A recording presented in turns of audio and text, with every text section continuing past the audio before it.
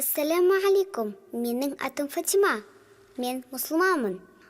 Фатима атты сұлулығы көз тартар бұл қуыршақтар кішкене қыздарға әр мұсылман білуі тиіс пайдалы білім береді. Бүлдіршін онымен бірге қайталап, қысқа сүрелерді емін-еркін жаттап алады. Әрі Алланың 99 көркем есімін үйренеді. Фатима Құран айтады.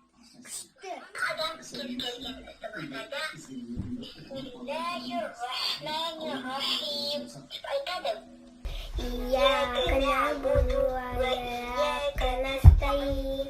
Ихдинас сират. Қытайдың арзан қолтауарында емес, ойыншықтың сапасы өте жоғары. Пластмасса мен бөлшектерінің бөбектерге еш зияны жоқ, тіпті тиісті сертификатын да алған. Қуыршақтардың киімдері ішінде сапалы маталар қолданылады. Қасиетті сөздер жазылған қуыршақтар баланы қорғап тәлім береді екен. Қазақстан мұсылмандар діни басқармасы арнайы сараптама жасап рұқсат етіпті. Шариғатқа қайшылығы жоқ ойыншықты әр баланың ойнауына рұқсат бар. Зауыттан жеткізілгесін мұндағы дизайнерлер әр қуыршақтың образын ойлап табады. Яғни қуыршақтардың киімдері бір-біріне ұқсамайды. Көздің жауын аларлық көйлектер тек бір данамен тігіліп, ешқашан қайталанбайды. Айдана Мейрамбайқызы, Рашид Шүкірәлиев, Алматы телеарнасы.